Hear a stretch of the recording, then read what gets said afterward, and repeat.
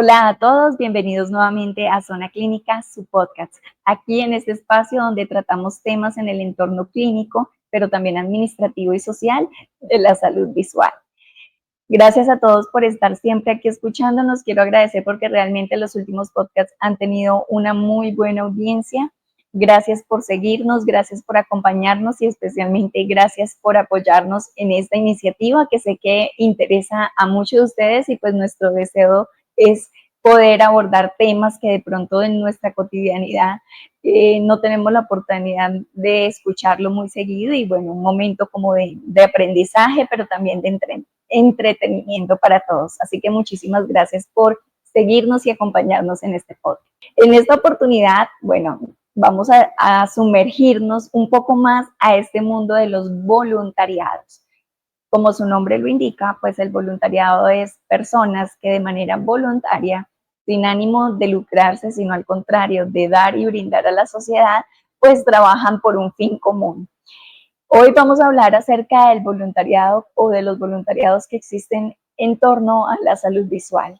Aquellas personas que se preocupan por brindar un poco de su conocimiento y de su ejercicio profesional al servicio de la comunidad que tanto lo necesitan, que casi siempre son personas vulnerables que no tienen acceso al servicio. Hoy vamos a hablar específicamente de voluntariados y trajimos a un invitado que conoce muy bien el tema porque ha trabajado hace muchos años al servicio de la optometría en todos los campos, a nivel de educación, a nivel de voluntariados, a nivel clínico, en su propia práctica clínica. Ha podido ayudar a muchas personas a mantener su salud visual, como generar un cambio en las oportunidades a través de una buena salud visual. Voy a darle entonces la entrada a nuestro invitado especial. Hola Héctor, ¿cómo estás? Bienvenido a Zona Clínica. Muy buenas tardes, Carol. Gracias por la oportunidad de estar contigo compartiendo con el mundo latinoamericano. Yo soy puertorriqueño, nací en una ciudad que se llama Ponce, Puerto Rico, y realicé mi licenciatura en física y matemáticas aquí, en la Universidad de Puerto Rico. Y habiendo aprendido en la escuela graduada, en mis estudios doctorales de ciencias sobre eso, decidí realizar el doctorado en optometría en lo que se llama New England College of Optometry, Escuela de Optometría de Nueva Inglaterra en Boston. Una vez terminado allí, tuve que tomar la decisión de quedarme en los Estados Unidos o volver a mi tierra, Puerto Rico. Sobre todo porque en Puerto Rico se había fundado una nueva escuela de optometría y decidí en ese momento que iba a dedicar el resto de mi vida a la educación optométrica. Y eso fue una decisión que nunca me he arrepentido. A lo largo de ese proceso, pues he tenido la oportunidad de estar envuelto en procesos administrativos como decano de asuntos académicos. Fui decano de la escuela por 12 años y realizar investigaciones en el área de la optometría. Y luego, a lo largo del tiempo, me interesó la epidemiología de los errores refractivos, algo que me he dedicado más en los últimos años. Pero siempre he tenido la inquietud como profesional de la salud en el servicio voluntario. Y si le preguntas a cualquier persona, después de la vida misma, ¿qué don es más importante para ti? Sin duda, la mayor parte te va a decir que es el don de la visión. Y para mí, yo he sido a lo largo del tiempo miembro de distintas organizaciones. Una de ellas son Leones Internacionales. Mi heroína es una mujer que fue ciega y sorda, Helen Keller. Y Helen Keller realizó un reto a todas las personas de esta manera. Y decía, yo reto a aquellos que pueden ver, a aquellos que pueden oír, a aquellos que son bravos y fuertes de corazón. ¿Por qué no se convierten ustedes paladines de tinieblas? Y ese debe ser la satisfacción mayor de cualquier profesional en el campo de la optometría, tener ese privilegio particular. Y por eso, pues, he sido miembro de distintas organizaciones y más recientemente Bosch International, una organización de la cual soy el actual presidente. Así que ese es brevemente. Y pues me llena la educación, me llena la investigación, el estar en contacto con mis estudiantes, compartir con ellos la inquietud del servicio. Pues qué maravilloso. Por eso justamente eres nuestro invitado, porque pues eres doctor en optometría, eres el presidente de Bosch International, que es el voluntariado de optómetras al servicio de la humanidad, y adicional eres profesor universitario, o sea, has podido estar como en todos los ámbitos de lo que tiene que ver en la salud visual, porque también haces tu clínica. Entonces creo que tienes un panorama súper amplio y por eso me parecía tan importante que vinieras a hablar hoy especialmente de este tema, que es el voluntariado, el trabajo social, cómo logramos impactar desde nuestra profesión a la comunidad en general. Así que pues bueno, Héctor, cuéntanos un poco acerca de Bosch. Bueno, Bosch International es la red más grande de optometristas que realizan trabajo voluntario a nivel global. Bosch en este momento tiene 113 capítulos en Estados Unidos, en Canadá, América Latina, en Asia y África. Y está compuesto por estos capítulos que son independientes, pero que anualmente examinan y proveen servicios de cuidado visual a más de 150,000 pacientes anualmente en más de 100 brigadas humanitarias cada año. Comenzó hace 52 años cuando el doctor Franklin Harms, un optometrista de Estados Unidos, tuvo la inquietud de brindar servicios fuera y precisamente viajó en una avioneta con otros colegas optómetras para dar servicios a una villa en México, dando tantos servicios de exámenes gratuitos, sino también proveer anteojos a las personas que lo necesitaban. Esa fue la primera clínica humanitaria de Bosch y eso se ha multiplicado a lo largo de 52 años. En los últimos años nos hemos dado cuenta de algo, que la labor humanitaria es importante, pero es una gota de agua. Nosotros impactamos a los miles de pacientes que vemos en cada brigada, pero para tener sostenibilidad en nuestros esfuerzos, nos hemos percatado y convencido que tenemos que promover y fortalecer la educación optométrica. Por eso en los últimos años hemos desarrollado programas particulares con ese propósito. Uno de ellos se llama los cuerpos de Bosch, en donde un optometrista puede estar un año o más dando sus servicios en una universidad o colegio de optometría. Y hemos tenido optómetras que han estado, por ejemplo, en Vietnam, que han estado en África, en Malawi, en Kenia, por ejemplo, en América Latina, que han estado un año en Nicaragua, para dar un ejemplo de ese programa, los cuerpos de Bosch. Pero también tenemos programas más cortos, que son los embajadores y mentores de Bosch, que son optometristas que están tiempo más corto, una semana, 2 semanas, para proveer servicios clínicos y consultoría. Y tú eres un ejemplo de eso, precisamente. Quizás mucha gente no lo sabe, que has hecho ese tipo de servicio. Además, Bosch International tiene un programa muy particular e interesante. Se llama el programa de transferencia de tecnología, que es básicamente proveer equipo optométrico usado, pero funcional, a aquellas universidades, colegios, hospitales, instituciones que dan servicio humanitario. Nosotros, por ejemplo, en los últimos años hemos provisto de equipo a la Universidad de Haití y la Universidad Tecnológica de Santiago, en República Dominicana, en donde le hemos provisto el equipo necesario para poder entrenar y educar a los futuros optómetras al crear la escuela de optometría. Estamos hablando de equipo como sillas, queratómetros, forópteros, lámparas de hendidura, que le ha permitido a esos programas florecer. También lo hemos hecho, por ejemplo, en Nicaragua. Hemos provisto ese tipo de equipo y a lo largo de los años a muchas otras instituciones. Así que ese es un programa muy importante de Bosch.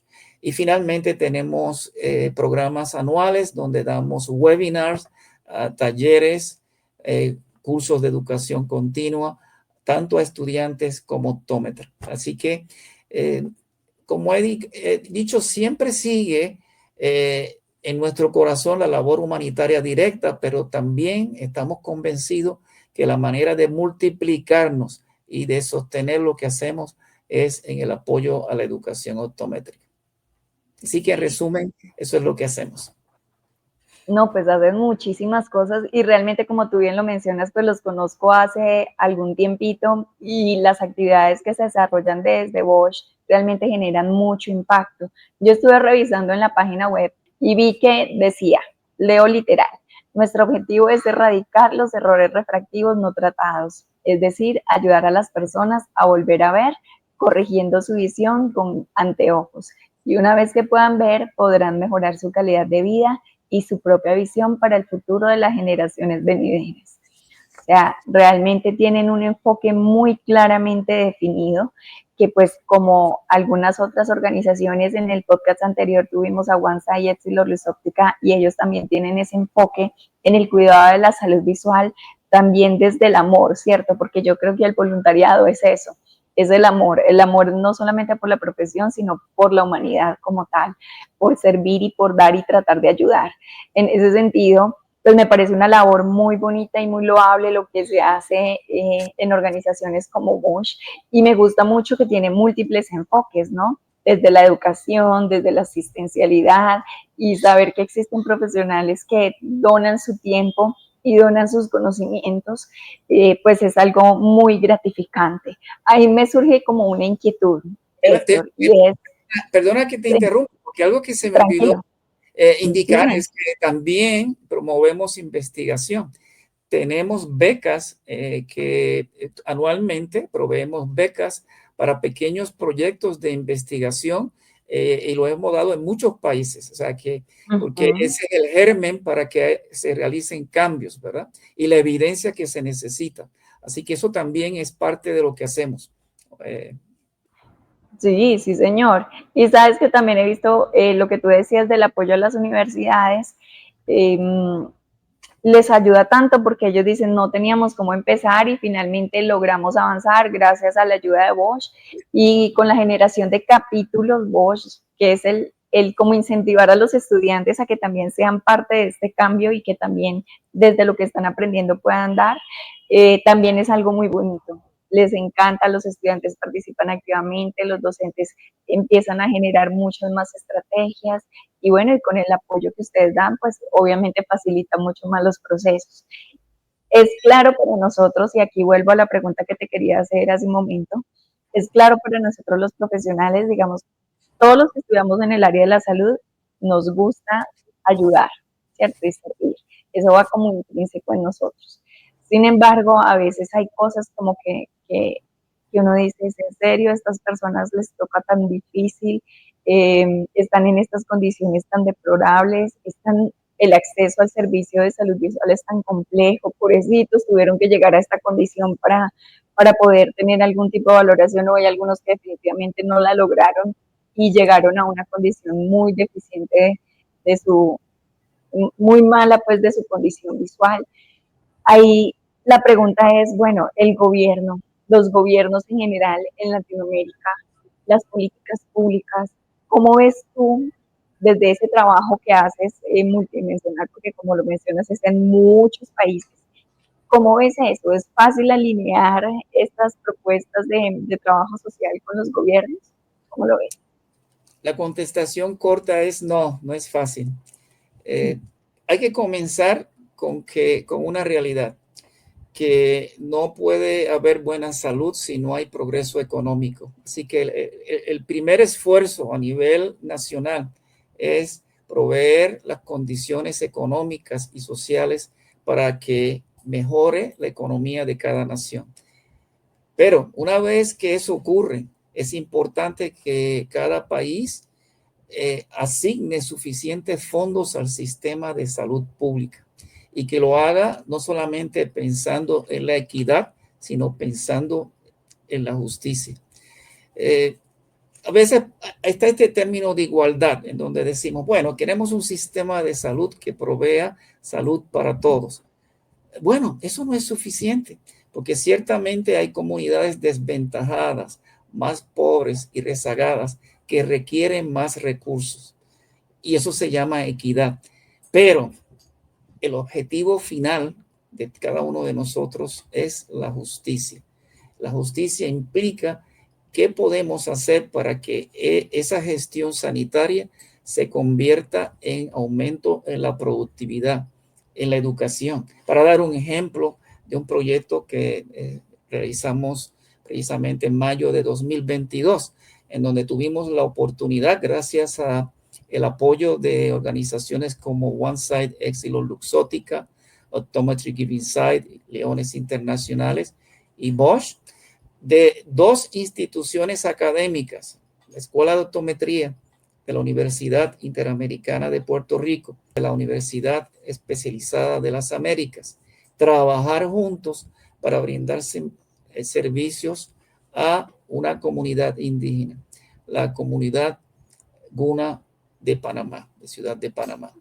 Bueno, eso es una comunidad de alta desventaja económica, de alta desventaja social, de alta desventaja sanitaria. Y allí pues descubrimos algo que lamentablemente sabíamos, y era que había una alta proporción de deficiencia visual. Encontramos, por ejemplo, que un 41% de la población era miope.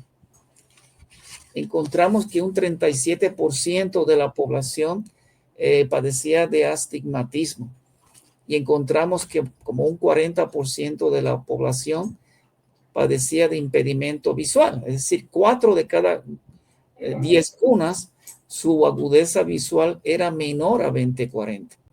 Pues entonces, proveer servicios visuales, proveer corrección, que lo hicimos, va a permitirle a los gunas adultos sobre todo, ser productivos, poder trabajar, poder realizar sus trabajos y contribuir a la comunidad.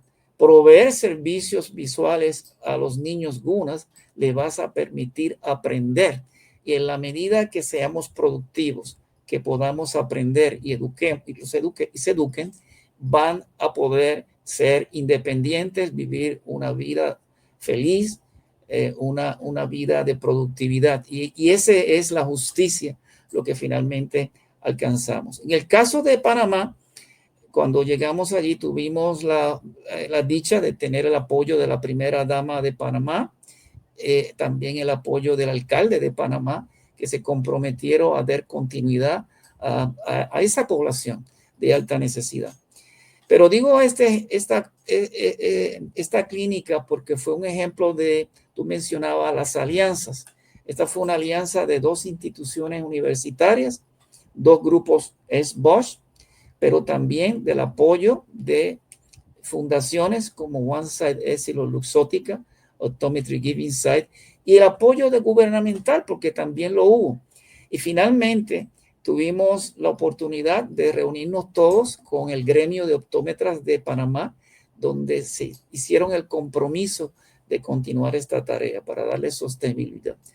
Entonces, ese trabajo requiere identificar en cada país quién es lo que se llama en inglés los stakeholders, cuáles son la gente importante que va a permitir que este trabajo continúe.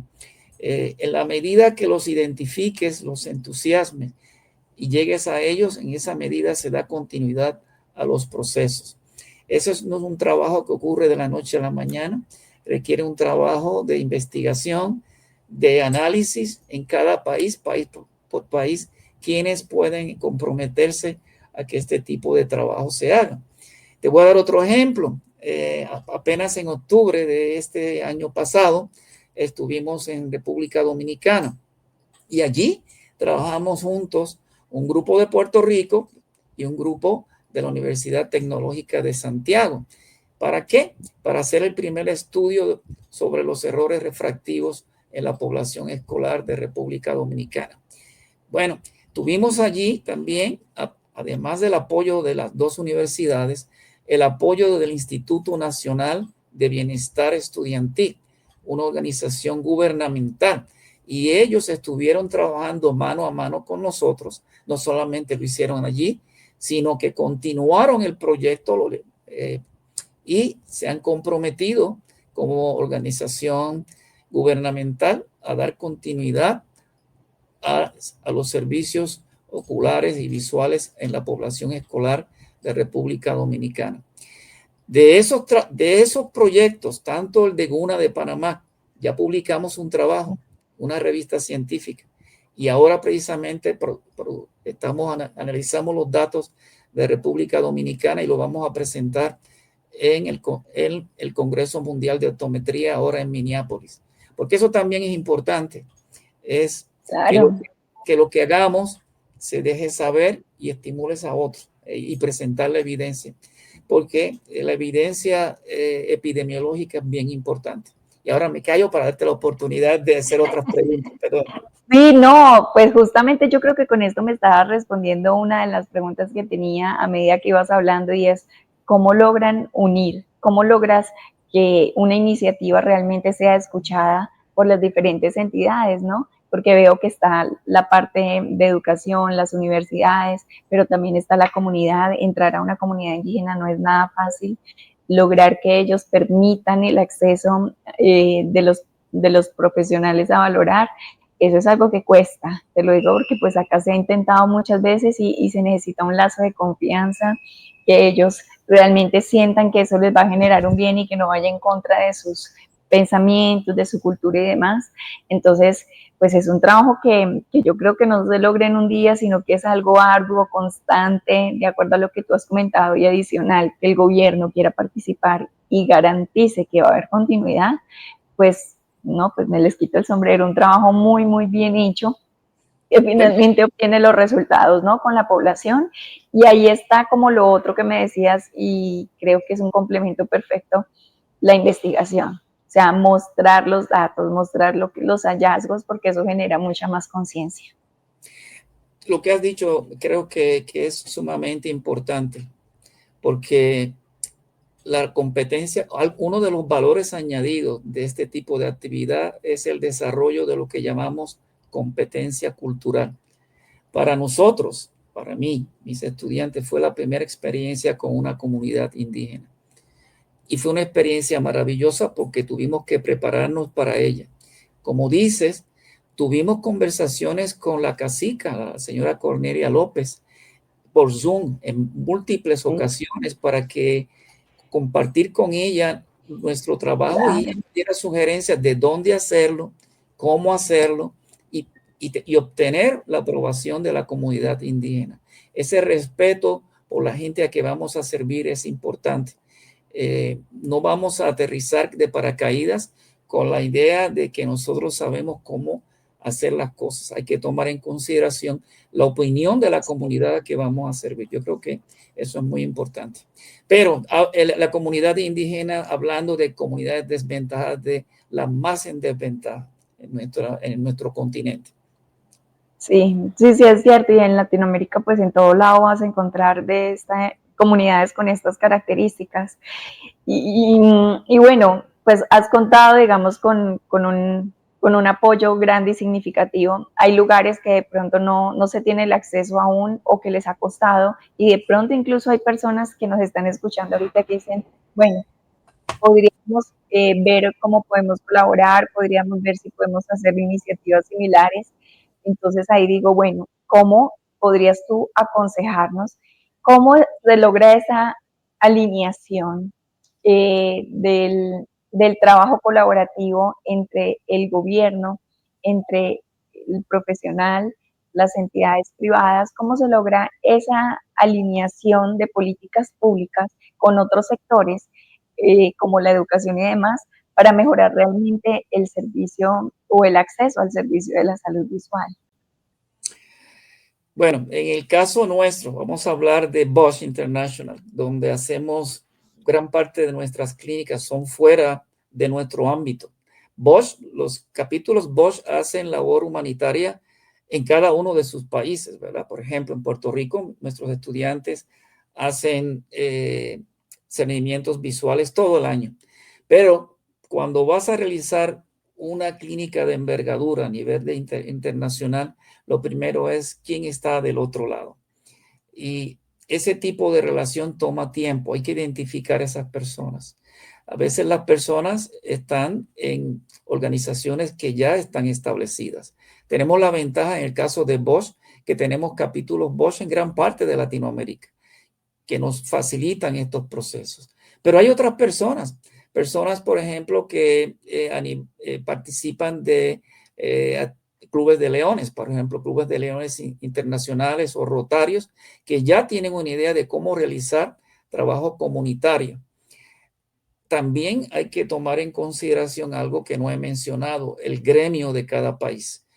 Es importante en la medida posible de informar y coordinar esas actividades con los optometristas de cada país y en la medida posible si pueden envolverse en ese proceso, porque es su país y si tú deseas Sí, claro. sostenibilidad deben. Así que organizaciones como Aldo, por ejemplo, que está compuesta de gremios, puede ser muy útil ese conocimiento, porque ya tienen esa relación. Así que Aldo ciertamente Sí. es muy útil. O sea que trabajar unidos fortalece mucho más los procesos. Y ustedes que ya tienen experiencia, pues por supuesto es mucho más fácil que de pronto las personas que tengan la iniciativa se acerquen y digan, mira, tenemos deseos de hacer esto, ¿cómo lo podemos hacer? Oriéntenos un poquito. Ustedes dan ese tipo de orientación, ¿cierto? Sí, estos procesos toman tiempo. Por ejemplo, en cada una de las clínicas que yo te mencioné, hubo muchas reuniones por Zoom, múltiples discusiones. Cómo hacer esto, cómo se resuelve este problema, la parte protocolaria, la parte de la transportación, la parte de la comida, la parte del hospedaje. Son muchos elementos que tienen que alinearse. Y por otro lado, cómo podemos envolver al Ministerio de Salud o al Ministerio de Educación o alguna institución gubernamental en ese proceso para que eso tenga continuidad. Eso es un elemento importante. En cada país hay que investigar, hay que hacer el trabajo de cómo hacerlo, cómo mejor hacerlo. Así que no es fácil, pero a medida que se hace, por ejemplo, en mi caso, yo he estado envuelto en más de 25 clínicas humanitarias. Bueno, he aprendido a lo largo del tiempo que funciona, que no funciona, pero siempre con la mente abierta que en cada país qué es la mejor manera de hacerlo, no tener una idea preconcebida de cómo hacer todo. Y tienes que contar con esa opinión. Algo que Lo tú me... importante es empezar, diría yo. O sea, como sabemos que puede tomar tiempo, pero también sabemos que cada día las personas y el gobierno también se va haciendo más consciente de las necesidades de la población en términos de salud y demás. Y si nosotros vamos como digamos una información de base, por eso es que la investigación es tan importante y estoy de acuerdo contigo en que hay que publicar esto que se hace, porque es la estadística, ¿no? Muestra lo que hay, muestra la realidad, la radiografía de la situación visual. Entonces, con esto podemos ir un poco más a la fija. ¿Es difícil? Sí. ¿Es un camino que recorrer? Sí, pero ¿es imposible? No, y aquí está la prueba. Pero algo importante, Carol, que además de publicar en revistas científicas, ¿verdad? Que es el mundo global, hay que también, tenemos que convertirnos en informadores del público. ¿Qué quiero decir con eso? Por ejemplo, en Puerto Rico hicimos un estudio de la prevalencia de errores refractivos en los escolares de Puerto Rico. Obtuvimos unos datos, descubrimos que 1 de cada 5 niños era miope, que 1 de cada 10 tenía astigmatismo, mayor de 1 dioptría. Bueno, una vez que analizamos los datos, los publicamos, pero algo que hicimos es que realizamos una conferencia de prensa en donde invitamos a organizaciones gubernamentales, no gubernamentales, la prensa del país, y esa información fue presentada al público en el periódico de mayor circulación de Puerto Rico. Tuvimos la oportunidad de hacer presentaciones en la radio, en la televisión. Fue importante porque en el caso nuestro, la universidad a la que yo pertenezco tiene un compromiso con el servicio comunitario. Y posiblemente la inmensa mayoría de nuestras universidades también lo tienen. Así que aprovechen esa oportunidad para que la universidad se presente como lo que es, instituciones de educación, pero instituciones de servicio. Pero tenemos que aprender a hablar el idioma del público, ¿no? No solamente el idioma técnico, porque para que nos entiendan. Eso es bien importante. Bueno, eso es verdad y me evocas a una situación que tuve en estos días en la práctica con unos estudiantes. Y dije, ok, dime qué tiene el paciente, tan clínicamente me lo expuso perfecto. Y yo le dije, bueno, explícaselo ahora al paciente. Ahí sí cuesta un poquito más, como volver más sencillo. Claro, lo técnico es como lo que uno trabaja cotidianamente y a veces dificulta, así que lo que tú dices es cierto, es parte como del trabajo humano y de llegar y enseñarle al paciente o darle a conocer su estado visual ocular, que él lo entienda de manera clara y sobre todo cuál es su pronóstico y cómo llevar su tratamiento. Así que bueno, sí, es muy importante. Muy bueno, muy bueno. Ven, Héctor, tengo una pregunta. Tú que has tenido como tanta experiencia como nos lo has comentado, sabemos que cuando llegó la pandemia, el acceso a todos los servicios de salud fue un poquito difícil. Y se abrieron otros canales como este que estamos utilizando ahorita de comunicación, que es la videollamada y videoconferencia, para hacer algo de acercamiento a los servicios de salud, hacer algo de orientación, ver más o menos el paciente que tiene y dar unas recomendaciones. Y bueno, utilizamos mucho la tecnología, sin embargo, el acceso al servicio, considero yo que pudo haber tenido una brecha aún mayor. O sea, si antes era difícil, en la pandemia fue muy, muy difícil, pero ahora, después de pandemia, ¿cómo lo ves? ¿Crees que ha empeorado? ¿Crees que sigue igual que antes de pandemia o por lo contrario ha mejorado a nivel de Latinoamérica en general? Bueno, hablando de la salud en general, uno de los problemas que tenemos en nuestra región con optometría, y es cierto también con otras profesiones, es que todavía no tenemos el número adecuado de optómetras para servir a nuestros países. Si uno utiliza el criterio de un optómetra por cada 10,000 habitantes, prácticamente ningún país, quizá lo más cercano es Colombia, no está disponible. El otro problema, sin duda, es la mala distribución de profesionales. Eso es especialmente cierto para oftalmología. Se tienden a concentrar los profesionales de salud visual en las grandes ciudades.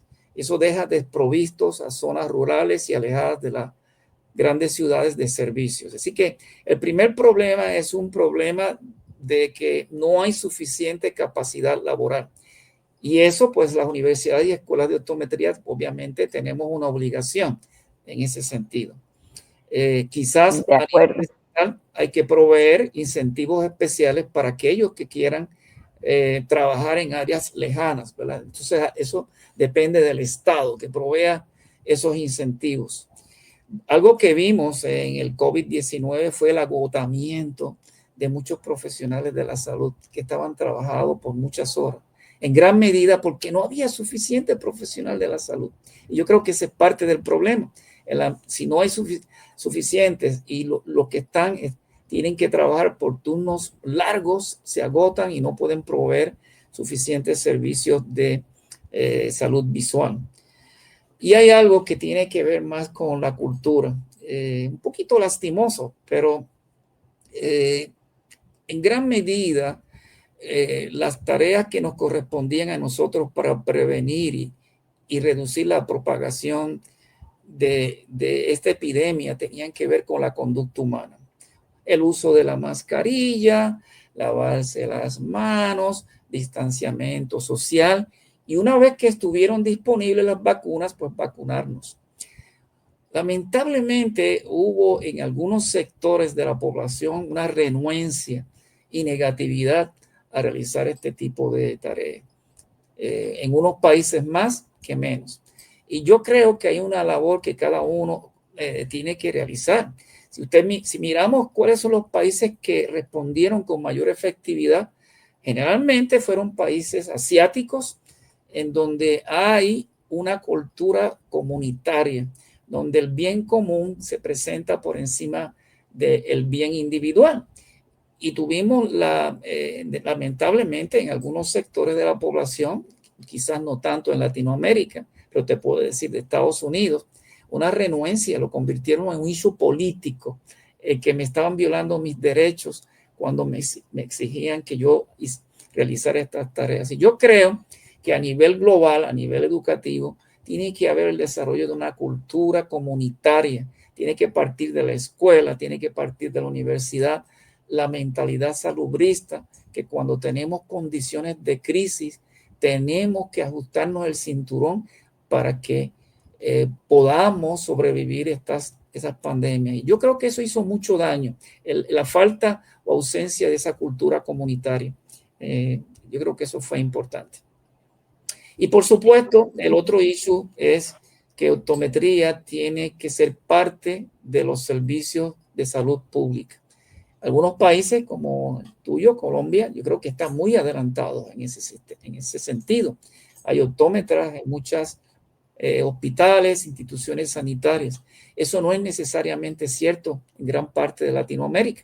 Así que... No, pero igual, aunque digamos desde las políticas públicas sí ya tienen muy claro la importancia de la salud visual, igual lo que tú mencionabas de la falta de profesionales, aquí también se ve.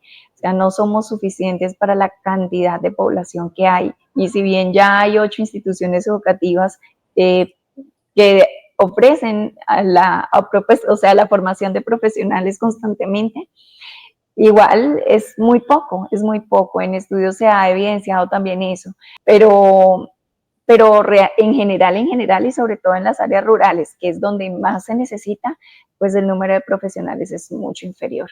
Así que no estamos tan distantes de esa realidad de Latinoamérica y yo creo que del mundo, porque finalmente todos nos concentramos en las ciudades que son capitales.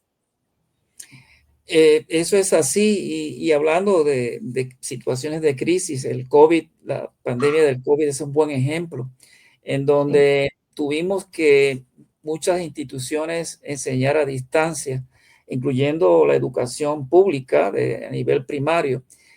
Lo que ocurrió, el uso intenso de los medios digitales se convirtió en un aumento en errores refractivos como la miopía. Nuestra colega Neisha Rodríguez, un estudio en nuestra población en Puerto Rico, los niños que asistieron a nuestras clínicas, y hubo un aumento significativo en la miopía, comparando pre-pandemia y post-pandemia. Y como tú sabes, es uno de los temas más importantes en optometría, es la realidad que se espera que para el año 2050 la mitad de la población mundial sea miope, con la consecuencia que los miopes altos están en mayor riesgo de condiciones como son glaucoma, desprendimiento de retina, degeneración macular miópica, catarata. Así que vamos a tener, si no logramos resolver este issue, los próximos años vamos a tener una población con problemas severos de visión. Entonces, el tema de la ralentización de la miopía sigue siendo importante, pero hay que educar al público, educarnos nosotros, educar al público sobre ese problema, ¿verdad? Eso es importante. Sí, de acuerdo. Y afortunadamente hay conciencia, ¿no? Hay una estrategia que yo sé que tú conoces muy bien y que la habrás escuchado, que es la WHO SPECS 2030. O sea, realmente esta estrategia de SPECS lo que busca es ayudar a disminuir estos defectos refractivos, manejarlos, tratarlos, acompañar a la población, hacer todo un proceso, porque realmente estuvimos en el podcast anterior hablando con Daniel, que él es como el representante de Latinoamérica de la Fundación One Science y Lorus Óptica, y él nos decía, es que esta estrategia quiere impactar realmente a la población, al mayor número de personas posible. Por eso convocamos a muchas organizaciones a que hagan parte de él. Y pues Aldo, que tú mencionabas, va a ser parte, sé que ustedes como Bush también van a ser parte, así que todas las entidades que se quieran ser parte y sumar, yo creo que daríamos un fuerte golpe a esta estadística y ojalá de verdad en el 2030 podamos tener ya no cifras de aumento, sino como mínimo de sostenimiento, pero ojalá en decadencia de los defectos refractivos no corregidos. Eso es así. La estadística actual dice que el 36% de las personas que necesitan corrección visual las tienen. Y SPECS 2030 tiene como objetivo aumentar eso a un 76%. 40 puntos. Yo creo que es un objetivo súper ambicioso, pero como dices, si no lo conseguimos del todo, lo importante es ir en la dirección correcta. Y la única manera es si trabajamos juntos. Yo creo que SPECS 2030 es importante porque es el reconocimiento a nivel de la Organización Mundial de la Salud de la importancia de los errores refractivos no corregidos, que son la causa principal de impedimentos visuales a nivel mundial, global, tanto en adultos como en niños de 5 a 15 años. Entonces, le corresponde a nosotros, optometría, responder a ese reto. Entonces, yo creo que es importante que entendamos que nos han servido la mesa y vamos a tener que, si no respondemos ese reto, va a ser un issue importante para nuestra profesión. Tenemos que responder. Eso es bien importante. Sí, pero por supuesto. Y convocamos pues universidades, o convocamos gremios, convocamos al mismo gobierno, a todos los que quieran participar. Eso es así y yo creo que como esto es una convocatoria de la Organización Mundial de la Salud, es importante porque los ministerios de salud están conscientes de que ya esto es un issue global, no es un issue de la profesión, es un issue de una realidad global. Entonces, sí, creo que tiene el potencial de tener mucho impacto en las políticas sanitarias nacionales. Así que es bien importante. y sí, es una oportunidad, como bien lo has dicho tú. Y en los países donde de pronto todavía no está reglamentada la optometría o cualquier otro profesional de la salud visual, pues yo creo que de aquí nos tenemos que prender todos y coger esta oportunidad y apalancarnos y entre todos poder mostrar la necesidad que hay para que lo que tú mencionabas hace un rato de que no somos suficientes, pues bueno, que empecemos a ser suficientes, que haya ingresos o rubros que puedan apoyar a este tipo de iniciativas y a unas venideras que salgan también. O sea, que entre todos podamos mostrar, evidenciar y por supuesto pues generar un impacto positivo en la población, que finalmente eso es lo que más buscamos. Eso es así. Sí. Oye, Héctor, no, pues la verdad me ha parecido que la labor que lideras dentro de vos, sé que es detrás tuyo hay muchos otros profesionales que también tienen un corazón siempre dispuesto a brindar y dar y que no llevan un año, sino muchos años y tienen mucha experiencia. Pero pues, ¿qué le dirías a los jóvenes que quieran, que empiecen a conocer y que quieran de pronto participar en estos voluntariados? Bueno, debo señalar que Bosch International es una organización diversa e inclusiva.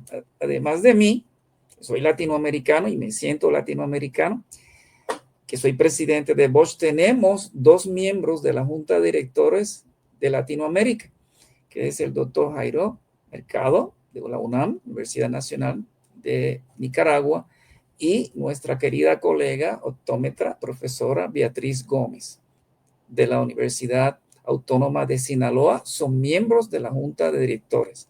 Y más recientemente, porque creo muy firmemente en eso, hemos incorporado a la profesora Tuwani Rasengani, que representa a África, gran continente, y a la doctora Jennifer Viñola de Filipinas, que representa el continente asiático.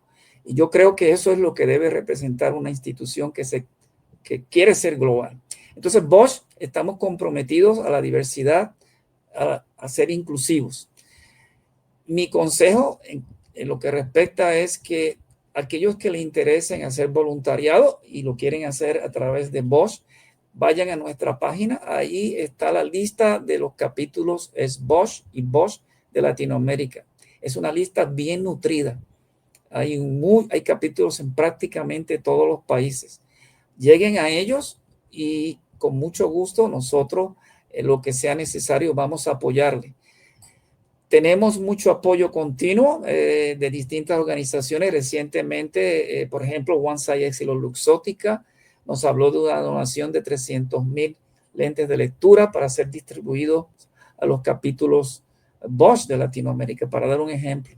Tenemos el apoyo de equipo, tenemos talleres que damos continuamente, muchos de ellos en español. Tenemos el programa de embajadores y mentores que tú has participado. Tú eres un buen ejemplo porque es colaboración sur-sur, no es solamente colaboración norte-sur, sino que hay talento como el tuyo que puede contribuir al desarrollo de la optometría. Pues vayan a esa página es multilingüe, le da un clic, todo lo que está allí puede cambiarse prácticamente cualquier idioma. Y si tienen dudas, comuníquense con nosotros, ¿verdad? Los queremos, son parte ya de la familia. Yo creo que hay una satisfacción particular cuando se sirve. En mi mensaje del mes pasado, en el boletín de Bosch, hice una pregunta.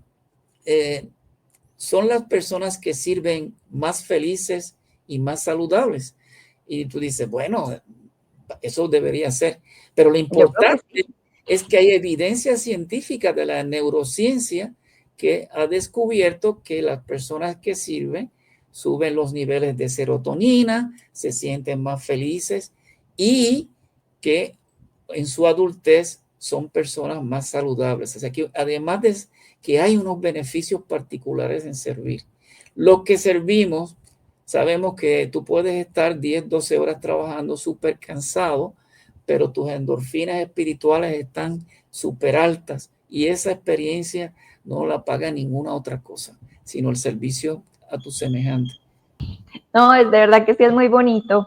Se siente muy agradable ayudar y ayudar pues sin ningún interés. Se siente aún mucho, mucho más bonito.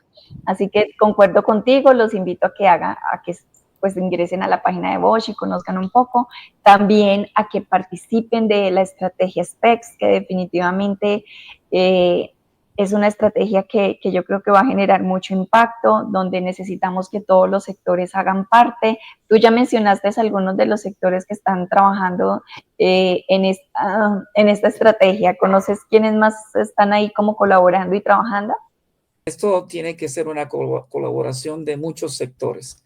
Y así precisamente, yo me alegra mucho que en esta segunda convocatoria que hizo la OMS, dio la oportunidad de organizaciones como ALDO de participar representando nuestra región. Y eso fue algo que yo insistí en mi primera participación hace un tiempo atrás. Y me alegra mucho que ALDO sea parte de eso. Así que yo creo que hay conciencia, hay mucho apoyo. Estamos trabajando distintos grupos continuamente. Tenemos reuniones periódicas a distintas horas, como son personas que están en distintas regiones del mundo, a veces un poco complicado, pero todas son gente bien comprometida a servir. Así que yo estoy muy esperanzado de que esta iniciativa va a ser muy positiva para la profesión y para nuestros pacientes, que finalmente eso es lo que importa. Eso es como lo más importante. Y pues bueno, como conclusión yo puedo decir que para lograr generar un impacto significativo con la sociedad, en políticas públicas, en la parte clínica, profesional y demás, el trabajo multisectorial es importante. O sea, nos debemos unir, debemos trabajar juntos, la experiencia de cada uno suma y se pueden generar iniciativas tan buenas como la que esperamos y sabemos que va a ser SPECS. Podemos seguir participando, podemos seguir apoyando, no nos quedemos de manos cruzadas, no esperemos que los demás hagan, contribuyamos y aportemos, porque la necesidad es clarísima. Defectos visuales hay que ayudar a corregir dentro de algunas otras patologías que también es del manejo pues, de nosotros los profesionales de la salud visual, pero pues centrados en esta primera que es, digamos, la que muchos más están sufriendo dentro de la población, como tú bien lo decías, miopía, pero también hay astigmatismo, también hay hipermetropía, también hay incluso la propia presbicie, limita si no tiene una corrección, así que todos los defectos refractivos es importante manejarlos, acomodativos y patológicos. Así que Bueno, bienvenidos todos, señor. sí, no se debe olvidar también, ¿verdad? Porque estamos enfocados en los errores refractivos por razones obvias, pero que el optometrista, como proveedor ocular primario, tenemos también una misión de identificar patologías oculares. Cuando viene un paciente diabético, obeso, Ujú. hipertenso, y nosotros tenemos la función de educarlos y tenemos la obligación de ver ese fondo de ojo, identificar retinopatía diabética, retinopatía hipertensiva. Entonces, aunque hemos estado hablando todo este tiempo de los errores refractivos por razones obvias, porque es un problema serio, no hay duda, Ujú. la identificación temprana de estas condiciones es importante. Sobre todo, los hispanos tenemos una alta prevalencia de diabetes y una de las secuelas de la diabetes es retinopatía diabética. Así que una vez que Señor. atraemos al paciente a nuestra consulta, importante también examinar ese fondo de ojo, porque tenemos Sí, también esa. señor. Así que Esa tendencia y la catarata que me dice, porque como estamos en climas tropicales, entonces también es algo que nos afecta bastante. Mejor dicho, hay muchas cositas. Los ojos son pequeñitos, pero hay muchas patologías que nos afectan y que pueden generar grandes daños. finalmente, yo sueño con un mundo en donde nuestra relación con profesiones afines como la oftalmología sea la mejor, porque en la medida, ¿a quién vamos a referir nuestras cataratas? Pues a nuestros colegas oftalmólogos. Yo creo que algo que es importante es desarrollar también alianzas y buenas relaciones interprofesionales. Y eso pues ha variado de tiempo en tiempo, de país en país, pero yo creo que en general ha ido mejorando. Creo que eso debe ser parte también de la tarea que tenemos al frente. Gracias por la oportunidad, Carol, por estar contigo y el público. Y No, felicitaciones. muchísimas gracias a ti, tan bello. Muchas gracias por todo ese aprendizaje que nos has entregado, todas esas enseñanzas. Tú eres una persona muy, pues te conozco hace un buen tiempito y eres una persona muy abierta y no niegas como tus conocimientos, sino que al contrario, es todo el tiempo estás brindando, brindando, brindando. Y pues ha sido un ejemplo también para mí, no creas que este camino lo he seguido siguiéndote ahí los pasos detrás, queriendo pues también aportar. Obviamente tú llevas una gran ventaja, tienes mucha experiencia, pero pues yo creo que motivas a muchas personas y dentro de ellas pues estoy yo muy motivada por tu labor y con ganas de seguir trabajando y seguir haciendo cosas juntos y también desde acá, desde la academia con los estudiantes y bueno, y con todos que yo espero que también se motiven mucho a trabajar y que todos unidos hacemos más.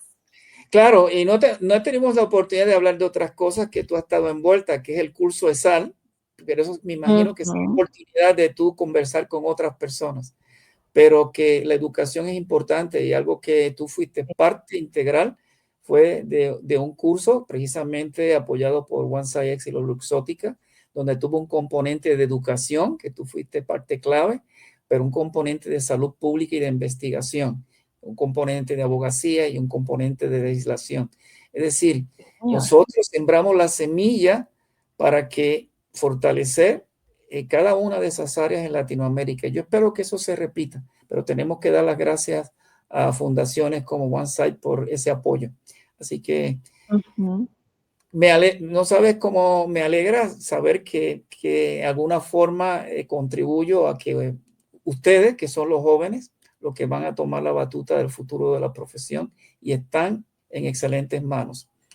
Así que me alegra mucho. No, tan bello, muchas gracias. De verdad que sí nos motivas y sé muy bien que a Jairo también, porque me lo ha dicho. Bueno, Gracias. Héctor, un abrazo bien grande y nuevamente gracias por acompañarnos aquí en Zona Clínica. Esperamos pues poder tenerte en alguna otra oportunidad ya cuando veamos los resultados, porque lo que mencionabas de SAL está en la convocatoria en curso, o sea, se está desarrollando los proyectos y esperamos luego poder hablar un poquito de eso también y de algunas otras cosas. Nuevamente, pues un abrazo bien grande, se me cuida y gracias por estar en Zona Clínica. Gracias. Saludos. Un saludo a toda la audiencia y ya saben, CERPRO es su centro de desarrollo profesional y ahí pueden obtener todo esto. Este podcast está ahí mismo en la página, este y todos los podcasts, También nos pueden encontrar en YouTube, serpro.co, y también en Spotify, Zona Clínica, el podcast. Muchísimas gracias a todos y hasta una próxima oportunidad.